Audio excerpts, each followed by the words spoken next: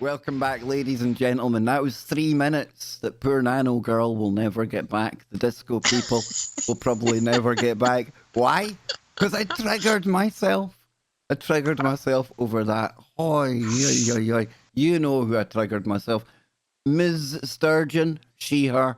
I love you to bits. I truly, truly do. I'm crossing everything that's crossable on my body right now. But NanoGirl, let me come back to a woman who I do love and I do respect. That's you. Forget Nicola Sturgeon. Thank you. I want NanoGirl as First Minister. There'd be no First Monster then. It'd be First Minister. The NanoGirl. So what else have you been looking into, Nano? Where are we going? I don't think I'd ever make it in politics. Oh my God, it's so nasty. Okay, so yeah, I think we can kind of move through this. But basically, that was kind of the inspiration for the show. That's all. So if we go to... Yeah, if we go to slide number 4 and 5. So I kept Joni's predictions up there. There's nothing really to review necessarily. I didn't think there was, I think there's so many things going on this month. I think we can all see them. I'm still hoping that the press blows up. That's what I'm hoping. That they actually get, that people actually start waking up to them. That would be so nice. I think what they were picking up on there was maybe the CNN exposing, Veritas exposing CNN. Yes. When you're looking at future events, even the most gifted of Nostradamus out there has to interpret what they're seeing, what they're feeling, however they do it. And when I was watching that Veritas thing, listen, folks, I cannot stand Veritas. That's a whole other show.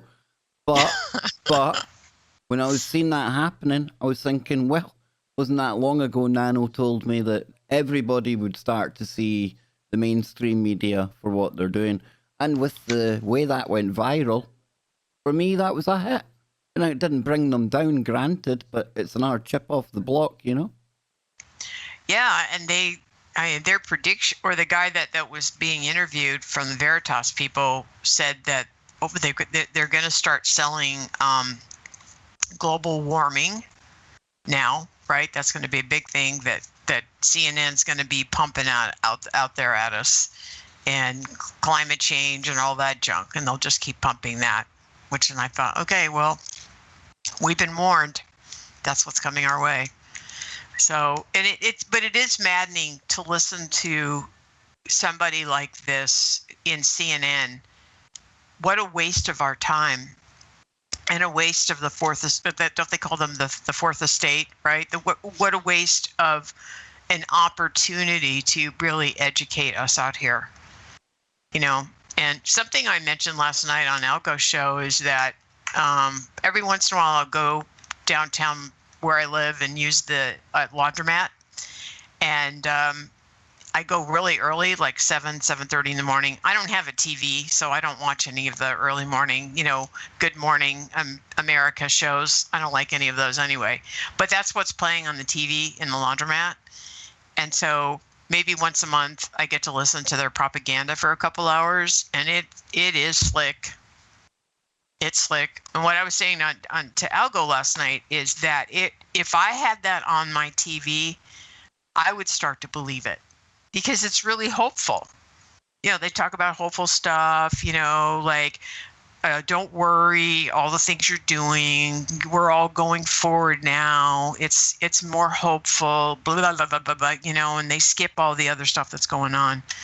So I think, if I didn't know better, I'd be listening to that crap and feeling, oh, well, that was really hopeful. Oh, see, we're all going the right road. The usual, lying crap. So, so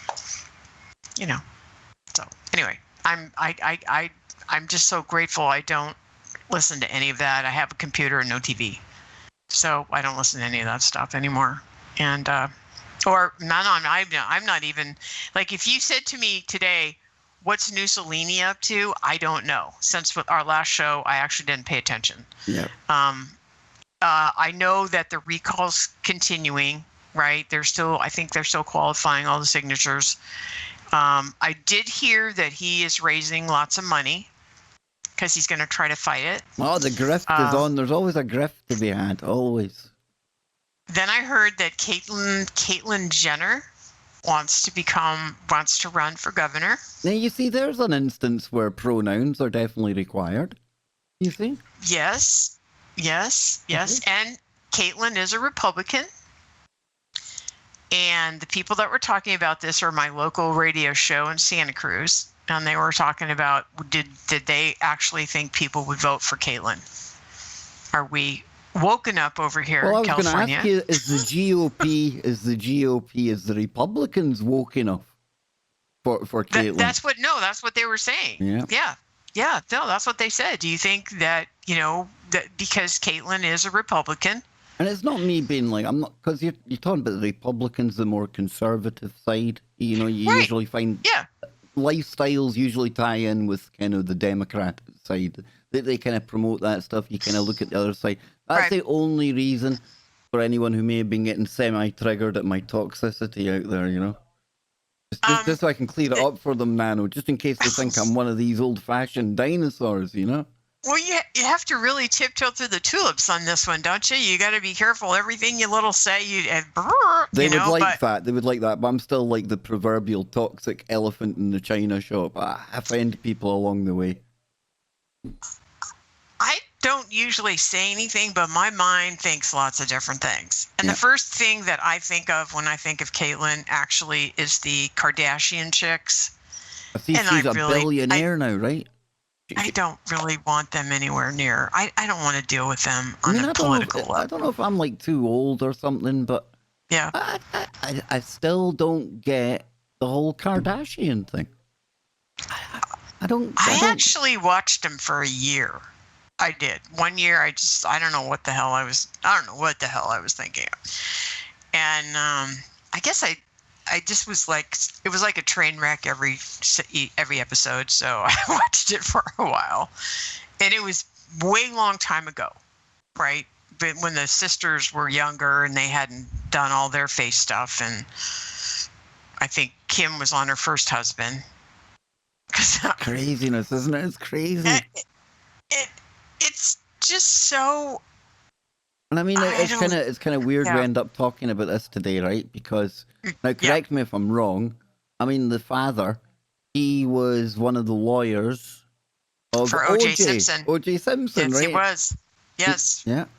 Another historic trial, definitely. Very historic. Yes. Yep. Oh yeah.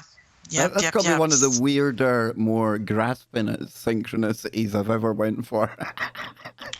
No, but it is kind of there is synchronicity in a lot of stuff, right? It's not even hard to connect any of the stuff anymore. If when we listen to our buddy Matt from Quantum Consciousness, he's gotten to the point where he says you don't even have to think about the connections because it's just all connected.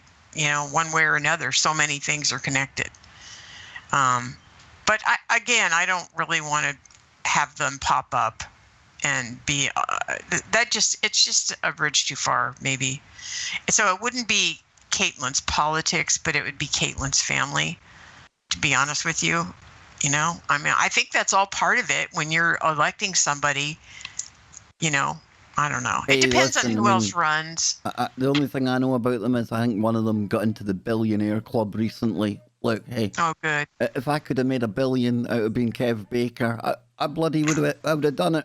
You know what I'm saying? Probably, so is it Kylie, the one that's the model and got all the makeup and all that? Who knows? Who knows exactly? I'm showing my age now. Who knows? We're happy for her, right? I know we are. Yes, absolutely. Go, girl. You're dead fierce. Her. We're very happy for. I'm Kev. He, him. Just in case anyone doesn't know. And I'm her. And she. No. You're the NanoGirl. Your pronoun is the. I'll go with thee. Yep. With thee, yeah. Her ladyship. Like her ladyship. Yes. Oh, no. Were you? We'll you reserve tuned in? that for the royals. Were you tuned into the royal family at the weekend? Yes. Yep. Okay. Here's what happened. It was by accident. It wasn't my fault. Here's what happened. Okay, so it was an event. I had to get up. Actually, I had to get up early to work on your slides for the show. Oh, now I feel bad. We've only got through 2 of them so far, folks. Yeah, but this is really interesting. So I got up early and I was working on the slides, and I always turn the computer on in the morning to see what's going on. And lo and behold, it was the part of the funeral where the men were going to walk behind it together. You know, the Harry, Charles, Wills. Okay. Look at you knowing all their wee nicknames and that. Look at you.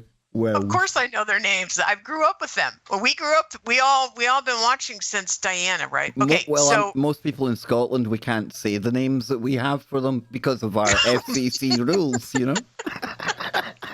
This is a family-friendly show. Exactly. Okay. So, all right. So I got to skip the whole first 2 hours of probably nonsense because they were beginning the walk, and I'm like, okay, I can't miss this part. Because the last time I tuned in, it was her funeral and the boys had to walk behind. Plus, there's all the drama with Harry and Wills and Meghan Malarkey, as one of the people that live in England call her Meghan Malarkey. And, of course, the Malarkness is home because she's pregnant and she's not invited. So I watched them do the walk, you know, with the somber walk. And then the Queen, for the first and last time, was behind Philip. Like that never happened before. Her car was behind Philip.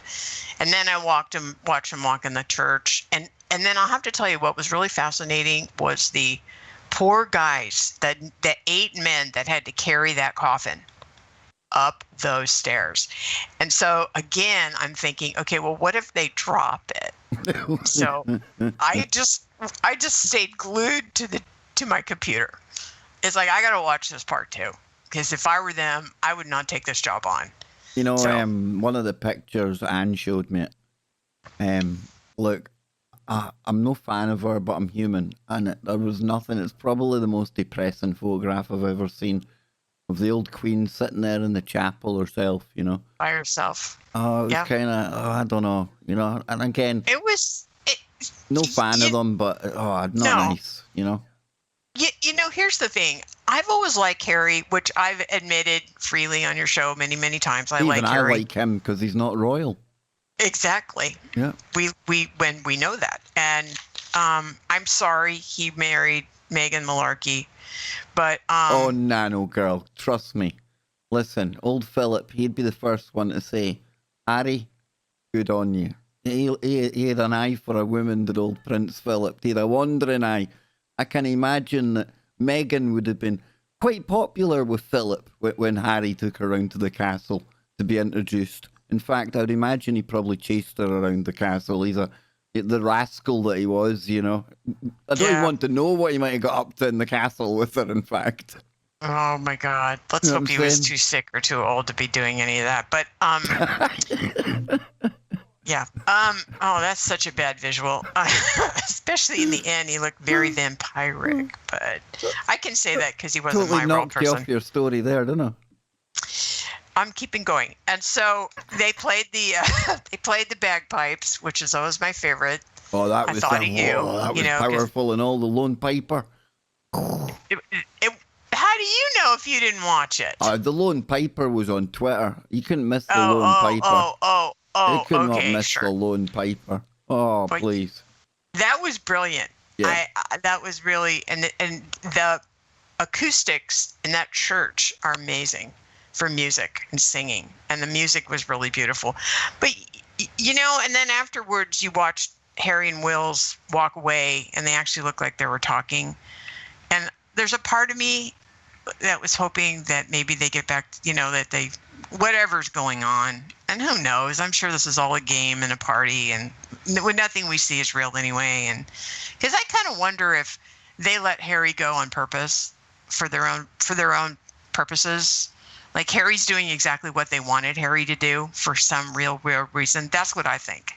I mean, it's not fair to blame her. I'm not blaming her. I don't think she had a part in it, but I still think Harry's kind of doing what the Queen wants him to do. I really do. For some reason, Kev. That's what I think. Yeah, So I think it's kind of weird. I would I only disagree because I know the way that it kind of works with the royal families. It's like Prince Andrew. It's like if you're the second born, you're basically irrelevant. That kid, his whole life has been irrelevant. You know, it's always Right. he'll never be king. So he's probably Right, growing up right. with that kind of chip on his shoulder. All the stuff that happened with his mum as well. Right. I've always had a romantic kind of idea in the back of my mind that Harry would be the one that came out and exposed whatever they've been up to. I don't know what the, Absolutely. you know. So me, again, it's just my opinion. I think they're maybe happy to see him out of the way. I know they say they cut off the money and everything else, but I think the golden handshake he got would have been enough to, I don't know, feed a couple of third world countries forever. So I Right. don't know, but like you say, it's like when you're in the alphabet agencies, right? You never you never stop working for them, and he'll never stop being a royal. So you know, if they need him to do something, he'll be probably doing it. Well, he was there. He showed up, right? They needed him to do that. I'm sure he's still part of the firm. I like that, the And firm. I like that. I like, yeah, that's more I like always it. love that term. Part of the firm. He's part of the firm. So yeah. So it was like a train wreck. So I had to watch it, and they didn't drop the casket, so that was all good. But those caskets and with the human in there, that's got to weigh so much. If I had thought about that, I might have tuned into that bit because, like you, I'd have been thinking, will they drop it? It's a bit weird as well, right? Because I mean, I know, like you say, that was the first time the Queen's followed him because of like protocol and all the rest of it. First and only, first and last. Yeah, right. but when it comes to actually going into the wherever you go in the afterlife or where you're going to get interred anyway in this physical realm, Yep. she's probably going to be on the ground first, right? Because they're keeping him, well, not on ice, but they're keeping him in the crypt until she goes so they can be buried together. Ooh. Well, did I tell you what I've heard from, let's see, who said this? Cliff High and Jay Widener and Robert Phoenix said about Philip and what happens when you die if you're an elite and how you come back. Did you hear their theory on that? No. Okay, so you like woo, so I'll make this quick. And I did share this on NanoGirl show. For anybody who heard last night, sorry, apologize.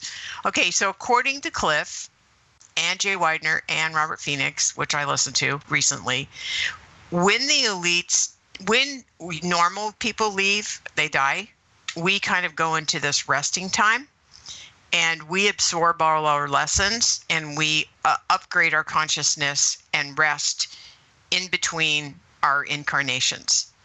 When the elite leave, they, according to Robert and Jay Widener, they found a way, like a Crowley kind of way in the 1700s to reincarnate without the assimilation so that they could come back and continue to be themselves and continue to be the elite. And that's why, and they also don't get their brains blanked, right? Nothing is erased. So they come back, they know who they are. So the friend of mine who sent me the information from Cliff, I sent him an email and said, what if Philip comes back as Megan's baby? Because Megan's going to have a little girl. And on the show with Jay and Robert, Jay Widener said the same thing. He goes, what if Philip comes back and is going to be in Megan's baby and baby girl? Oops. Now that's woo. There's some woo for you, Kev. Some woo for you. And but what was trippy is the fact that I had already said that myself.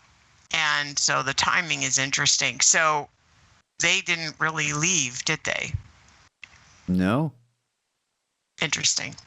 So anyway, but that's how they reincarnate. They come back in bodies with that people already have babies in, so they just come back and then they remember everything. And that's why we keep getting the same ones over and over. That's why they have the money. Probably if you look at the Rothschilds and some of these other famous people. I don't know. That's deep woo. It is some deep woo. That so is definitely anyway, deep woo. I like it. yeah. That was my favorite thing from the weekend. It's like, oh my God, where did I hear that? Oh, I made that up. Especially if you'd come up with it and then you hear them talking about it. Big time. I did. I thought, oh, wouldn't this be interesting if, the timing, and especially because they've sent them over to LA, right? They're living in the LA area, to America. They're in America now. And then, yeah, anyway, so that's my thing. That's my woo. Well, that's one of my woos there. I'll tell you. They got into some interesting conversations about aliens too. And I know you've had a lot of conversations on your shows recently about this. And Tucker Carlson came out on his show, I think it was last week, talking about the ETs over the naval ships. And, Tucker's on Fox News. And so there's a big plethora of news stories about aliens and UFOs, and nobody's poo-pooing them right now because the mainstream press has picked it up. Yeah, so it's like December 2017 was when it changed.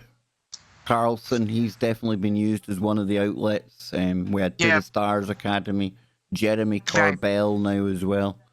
Again, I sound hesitant.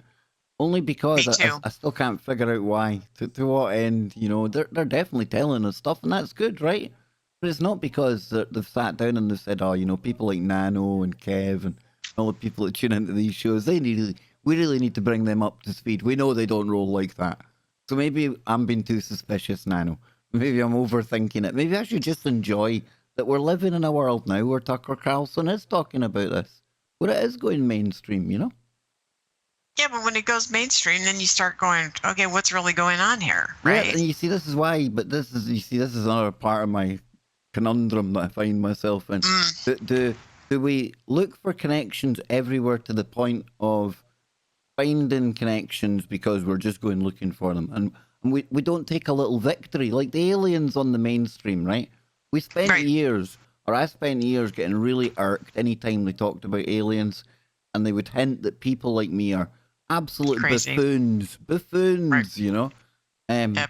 So should I really then actually be happy that the mainstream are now at least taking the subject seriously, as opposed to swapping, getting pissed off at them for now? Well, why? What's the conspiracy? Always looking for the conspiracy, Mm-hmm. Well, that's finding a very that balance, good question. isn't it? It's finding that balance, isn't it? Take the victory, but there's definitely an agenda. Well, the other thing I brought up to Algo last night was, and I know he has his own feelings about this, but why are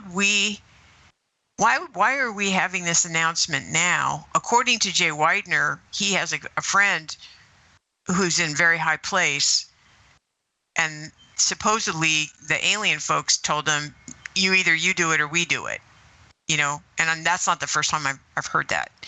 And, so why are we in the midst of this worldwide lockdown where the powers that should not be are taking a grip on us and control, and then they're bringing in the Great Reset, blah, blah, blah.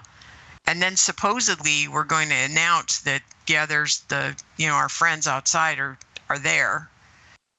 Is there a reason why we pick this moment in time in the middle of all this chaos? And then you've got the crap going on in Ukraine, and just like everything all seems to be in a huge upheaval.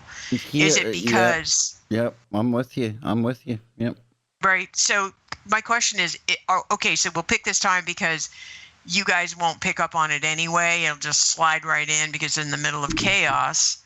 And or are we declaring, the people that should not be, that we own you and we own the planet, and they can come and visit, but we own you. You belong to us. You human dogs and cat people, you belong to us. So we're going to do this lockdown right now. Do you know what I'm saying? Like, is that part of the reason? And I don't know. I just, it's a weird time.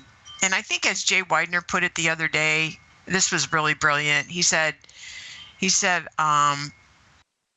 one of the people, I can't remember which one said it, but that the future would happen all at once. Like all the events that we've been thinking about were coming our way, that Alex Jones has been screaming about for 20 years, would all happen at once. And that's what we're seeing, right? Financial stuff, food stuff, environmental stuff, health stuff, home stuff, like 3D printing your homes versus trying to spend millions of dollars on boards that now are almost overpriced. Tiny homes versus living in the street, homeless situation. Just name a subject and you've got all this burn and churn going on. Yeah. And that the future's just all going to happen at once. This huge upheaval. So I don't know. I don't know it's either. Kind of interesting. I don't know either. You see, this is one of the kind of disclaimers or warnings they should give you when you get into information analysis, is that we get trained and we're right to go looking for patterns because patterns lead to revelations in the data, things we would never know are lying there. But our brains are trained to find patterns, even where patterns don't exist. So Exactly.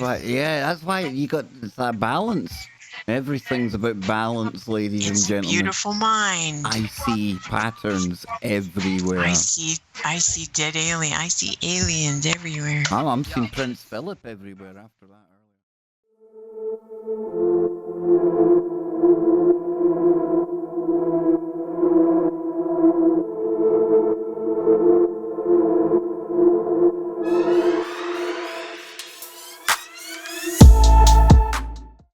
Welcome back, ladies and gentlemen. Apologies. That was my fault. Too busy speaking away to NanoGirl in the background.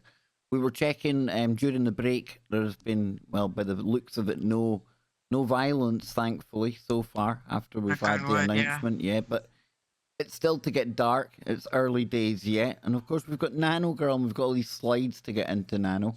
We're going to come back to them now. News. What is happening in the news? So we're just doing a couple different layers of news. And I thought this whole thing, so we're going to be bouncing around to some robots and some technology stuff because you know how I love all that stuff. And for people out there, you can get this at kevbakershow.com/NanoGirl and then just click on the slide 1 or slide 2 and I'll get you in there. There we go. Yeah, so this is AI ethicist, Kate Darling. That's a perfect name. Robots can be our partners. So she kind of got into this whole, thing about how we relate to robots. And of course, to me, this goes into our robot companions, right? And there's a threat, like, and she sort of defends like there's a threat to people's jobs, but the threat's not the robots, it's the company. So she kind of takes the robot side. Maybe we're going to have to give robot rights, but we don't have to right now. And that TV show in the UK, I think you watched it, Humans. That dealt with the whole robot rights issue very, very cleverly, I thought. Right. I mean, that one, they were human actors, so it was very human-looking synthetics. They were called synths. And of course, they were put to work doing very menial tasks, right? The way that we look at most robots nowadays. Right. And in that show, that's what came up, what about the robot? Did it consent to being somebody's, dare I say it, slave? This is something, these robotic rights are, it might sound silly, but I in the world that we live now, I think this is going to be a big thing. Big thing, right? Yeah, so this is kind of your robot Shrek. Yeah. And she's going to be defending rights, and she's going to be defending why they're there, and she's going to be defending, no, they're not going to take the place of real humans in your life. They're just companions, and right. So, like she said, should we give rights to robots? This often comes up in science fiction. I don't disagree that robots theoretically would deserve rights if they were to become conscious or sentient, but that is a far future scenario. So I just wanted to include that. And then if you go to slide 10, there's this was really interesting. So this is a real thing you can get for your kids. And this is Pleo, and she's holding Pleo, like that little dinosaur she's holding. It's actually called Pleo. I think Pleo is about $500, and I'm on slide 10. So, and so Pleo can do all these things. Pleo you get Pleo up at 8. She does things at 11. You feed her, blah, blah, blah. Pleo's hungry, getting sleepy, and then they've taught Pleo to actually talk to other Pleos. So this is like it's like the Tamagotchi of the 21st century. Yes, and I have that today too. So I actually thought that was pretty entertaining. But I just found this really fascinating. I had not heard of Pleo. No, this is a new one. I haven't heard of this one, Nano. So it actually have a newborn Pleo if you go to slide 11. And then there's a time when Pleo learns to stand firmly on its feet. Then number 3 is a time when it starts to learn to walk. And then Pleo, there is all grown up and mature at this time. Wow. That's pretty crazy, right? I think it's completely entertaining. So you're like raising a baby dinosaur. It is. And if we let's go to number 14. Then you got the Tamagotchi, right? Yeah. Do you remember when they had those little things come out about, what was it, 20 years ago? Where it was like this and you had to feed it and take care of it? It must have been it must have been about 20 years ago now.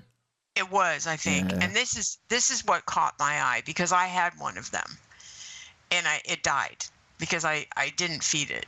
So this one seems like a better technically put together little digital toy. I think it's only something like between $20, 15 or $20. It's not that expensive. And one of the people likes it because it's kind of a diversion from, being online, et cetera, et cetera. You can do something but it's kind of cute. I mean, it's really kind of cute. So anyway, we're going to go to number 15. So I found these cute little articles, which just had some interesting tech information like this one. And I know you guys play video games, and it's video games have replaced music as the most important aspect of youth culture. I found that pretty interesting as somebody who grew up where music was number one. Music was something you did. Like everything was about music, playing in a band, playing a guitar, going to bands, listening to live music. I know that was a million years ago. But now, I mean, music video games. Music now, I mean, even when I was growing up, the whole band scene, it wasn't anything like when my mum was growing up. So, we've seen it changing. I mean, even when I was in school, most of the class opted, we weren't all that like musically instrument inclined. Nowadays, I remember Kevin going through school at one point. He had the Irish drum, but no, this whole like getting together part of a band, that it's antiquated now, right? For the whole digital experience, you got your rock star online, and it's just a different world, isn't it? It is a very different world. Are we getting old, Nano? Is that the thing? Are we like starting to sound like our parents now? Oh, that ship already sailed. Yeah, that's what it is. We're just, it sailed. Yep. I just thought that was interesting. And then another one, this guy's from Scotland, by the way, and he sings sea shanties, and he's actually pretty good. His name's Nathan Evans, and I think if he wasn't from Scotland, I might not have noticed him, but he's actually pretty good. Brilliant tune. I'll try and load it up. Let's see if it'll let me play it here. He's really good, in fact. Oh, you have heard him. He's on TikTok for anybody that, Sign in. Well, plus he's from Scotland, which otherwise I probably wouldn't have found him. So let's see, I should let me sign in now. Oh, come on, sign up. No. I'll dig it up. I'll get us a copy of it, Nano. Don't you worry. Yeah. Okay. And then this next one, Alphabet is grounding Loon. Remember Project Loon? Yes.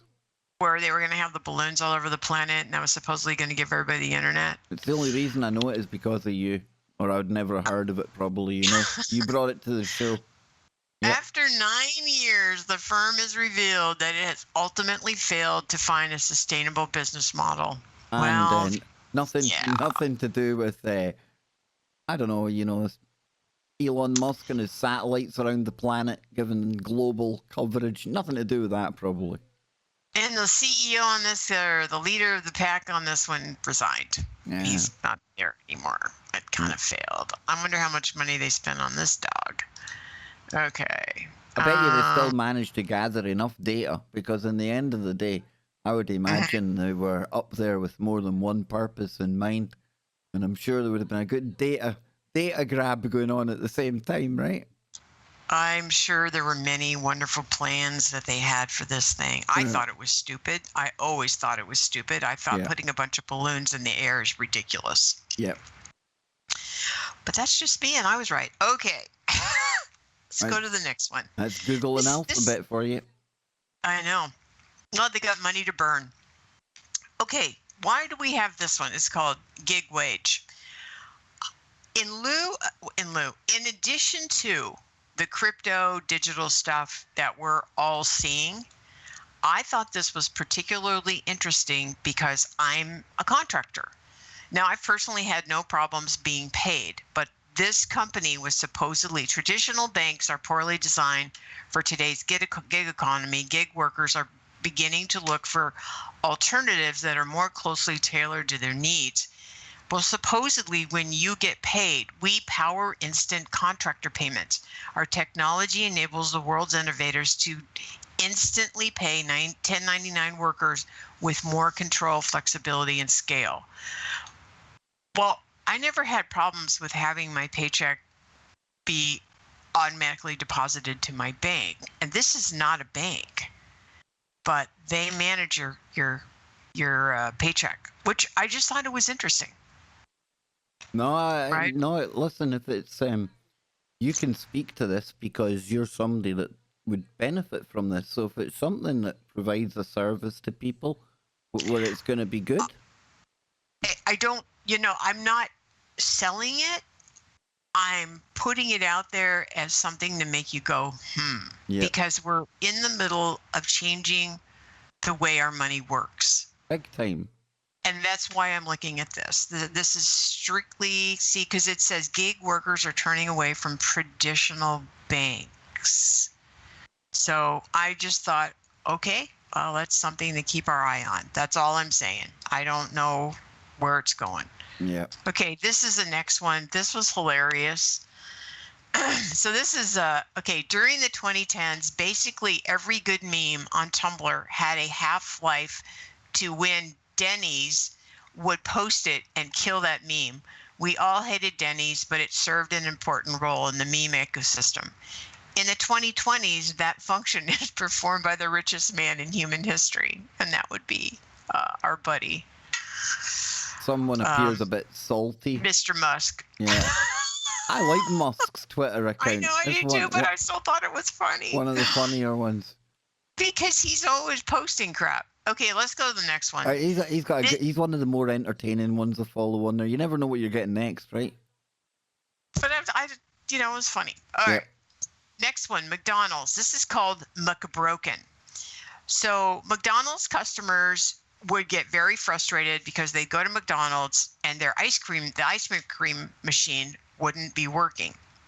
So this engineer created a software program that actually would call the different McDonald's and see if the ice cream was working. So you could log in, Kev, and make sure your machine was working before you bothered to go to the McDonald's. Could spoil your whole McDonald's experience, Well, I like that soft serve ice cream. I understand. It's very disappointing when you walk in someplace and you're expecting to get some ice cream. No, it's not working today. Could be the kind of tipping point between a nice family meal out and a toddler screaming their head off. Or an adult being very hugely disappointed. Yes, exactly. And having to go to 31 flavors or something instead. So, and also the McDonald's leadership kind of got their nose out of joint a little bit and said that they were going to start to work on making sure the machines worked, which was hilarious, but it was called McBroken. About time Pretty they clever. made them work. About time. That's all I can say. Get it working. Well, we said we would do positive stories, so I consider this very positive and useful myself. As an ice cream addict, this is very important. I was going to say I do like myself a bit of McDonald's ice cream. It is nice. I like their shakes too, but I try to avoid it. Okay. This kind of goes along with, is this really a good idea? And Lawrence Livermore researchers are testing out nuclear blast defense against Earth-threatening asteroids. For me, this falls under, please don't do that. Yeah. What could possibly go wrong, right? Yeah, for me, this would have to be a very, very last gasp, throw of the dice, well, nothing else, last resort.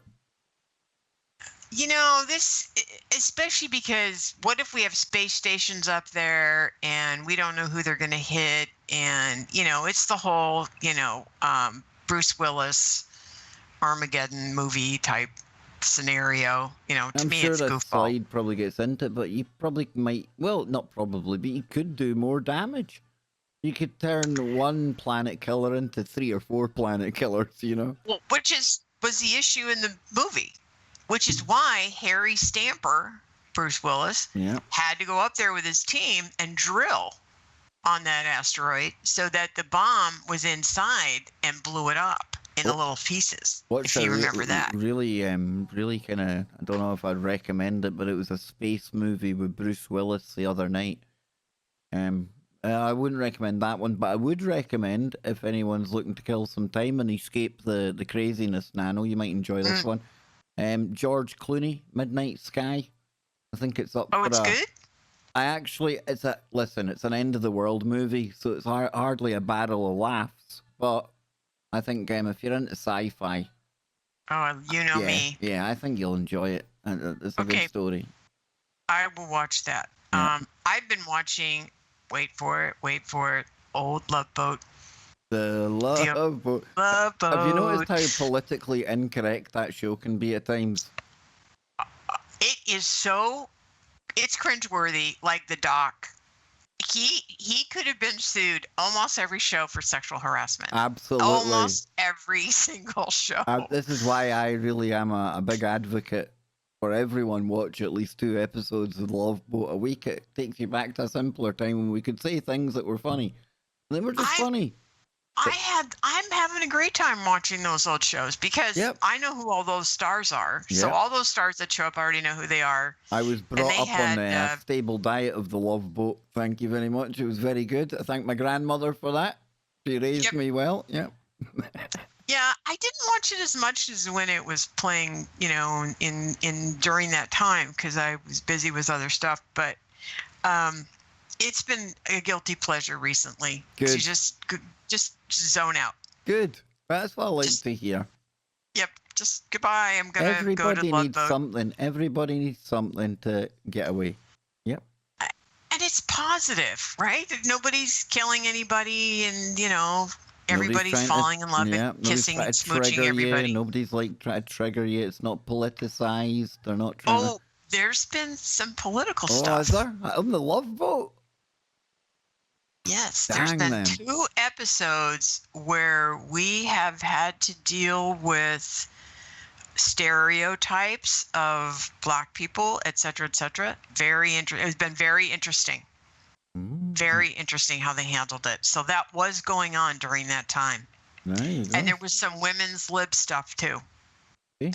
So yeah, it's been interesting. But mostly Doc should just be sued for sexual harassment. The one I've seen, I nearly fell off the chair because I thought to myself, it wasn't a thing back then, but they just blatantly fat shamed somebody. Blatantly fat shamed the poor woman. They didn't show her, but they said, "Oh no, that whale that so and so spent a night with last night," and the whole tin laughing comes on, and you're thinking, "Whoa!" Yes, yes, and actually, Doc was dating her. See, you know what I'm talking about. I was thinking just could not say that nowadays. No. No. No. No. No, you can't say most of everything that got said on that show. Give it 50 years and we'll all be grunting at one another and making sign language, and hopefully even then maybe the sign language will be offending people. Who knows? I was watching something we should learn. We've totally digressed, but a Star Trek episode. It was Voyager, I think, and funny because Captain Janeway, had offended a race. I can't remember the name, but their language, they would like every 2 words they would have this crazy pose, and like she'd put her hands on her hips, and like she almost got a death sentence for it because it like offended them. And I was thinking to myself, I tell you, it's not going to be too long until that's us. That's us. What, no idea what to do with your hands, anything, because you'll offend somebody, you know? I think we're there.